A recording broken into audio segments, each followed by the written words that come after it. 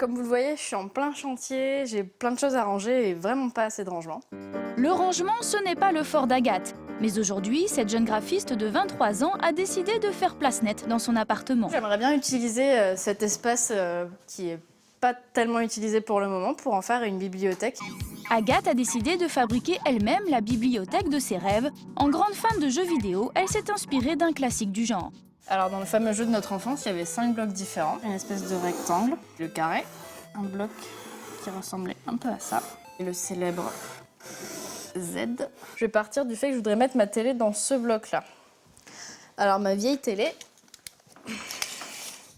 donc en tout, il faudrait que mon bloc carré fasse 68 cm de large.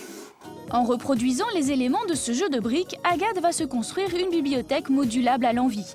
La bibliothèque est en effet devenue un meuble de déco à part entière auquel on attache autant d'importance qu'une table à manger ou un canapé. Dans les magasins, les modèles proposés sont de plus en plus nombreux et variés. Le degré zéro de la bibliothèque, c'est un petit peu d'empiler des planches sur des parpaings comme on pouvait le faire dans les années 70 et ça remplissait des fonctions de base. Mais aujourd'hui, la bibliothèque, ça n'est plus simplement là où on met ses livres, c'est là où on va ranger toute sa vie finalement. La bibliothèque, c'est un petit peu la vitrine de l'utilisateur, la vitrine de l'habitant et c'est quelque chose de très important en termes de représentation sociale. Résultat, le temps où la bibliothèque se résumait à un simple échafaudage en bois est bien loin. Aujourd'hui, les designers laissent libre cours à leur imagination. Nous nous trouvons ici devant la bibliothèque dessinée par Christophe Delcourt, qui est un amoureux du bois. Et en fait, avec ce dessin, Christophe Delcourt a voulu rendre hommage à l'arbre, qui est le matériau du meuble par excellence. Et donc, il a dessiné une bibliothèque faite de bois massif, qui reprend le dessin d'un arbre. Plus qu'un meuble, un concept, mais à 5 400 €, la philosophie n'est pas à la portée de tout le monde. Heureusement, simplement avec un peu d'imagination, on peut aussi s'offrir une bibliothèque très originale. Justement, pour Agathe, il est temps de passer aux choses sérieuses. Il me faut du bois, des vis, des équerres, une perceuse et enfin de l'acrylique, puisque c'est le moins cher et que ça marche super bien sur le bois. Je vais commencer par celle-là, qui est composée de 8 côtés. Pour la réalisation, rien de plus simple. Après avoir découpé les planches selon ses mesures, elle les vise simplement entre elles. Pour consolider l'ensemble, elle rajoute des équerres en fer. Ne lui reste plus qu'à peindre. L'avantage de l'acrylique en plus, c'est que c'est bien couvrant et du coup même avec une couche, on pourra déjà ne plus voir le bois qu'il y a en dessous, donc c'est pratique. Je me suis vraiment mis pas mal de peinture parce que j'ai pas été maligne, j'ai oublié que j'aurais dû commencer par l'intérieur. 1 heure plus tard, Agathe a fabriqué tous les blocs du célèbre jeu de construction.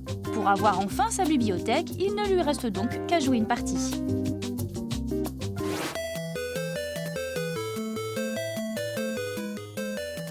Je suis pas sûre que ça me plaise comme ça. Bon, je vais tout défaire.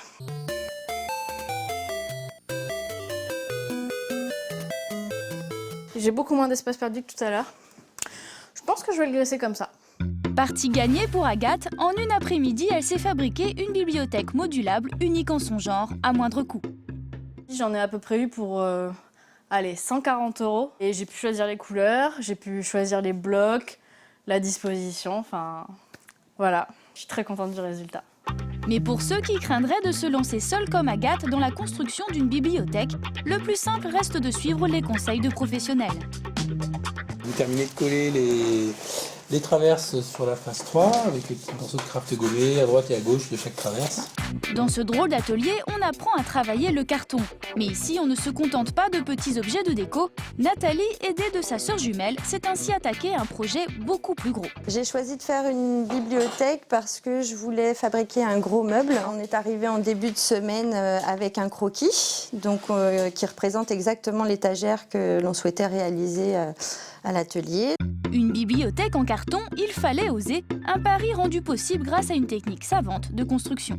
Grâce à la technique des traverses, donc il y en a placé de manière régulière tout autour du meuble. Donc ça permet à la bibliothèque d'être très solide. C'est aussi solide qu'une bibliothèque traditionnelle.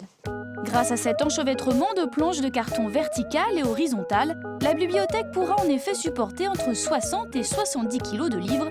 Mais Nathalie n'en est pas encore à penser à l'aménagement. Après avoir mis 4 jours à réaliser le squelette de son meuble, elle entame la deuxième étape de fabrication. On va habiller en fait l'intérieur de chaque case avec des plans de carton qu'on va couper sur mesure à chaque fois. Et on va faire comment sur les parties courbes? Alors sur les parties courbes ici, on va rouler le carton. On voit que le carton, quand je le prends dans le bon sens, je peux le rouler pour lui donner une forme incurvée. Nathalie capitonne ainsi chaque case de son meuble. Pour coller l'ensemble, elle utilise du papier craft adhésif réputé pour sa résistance. Au total, elle aura travaillé une trentaine d'heures sur sa bibliothèque. Sur ce travail de bibliothèque, on peut s'amuser effectivement à avoir des petits espaces, des grands, des petites niches, varier un petit peu les rythmes. C'est une structure qui apparaît assez vite en fait. On a un rendu assez rapidement. Bravo les filles, pas mal le résultat. Ouais, non, c'est sympa. Pour 300 € seulement, Nathalie repartira avec un modèle unique. Alors en version bricoleur ou créateur, avec les nouvelles bibliothèques, faites d'un simple meuble un élément de décoration à part entière.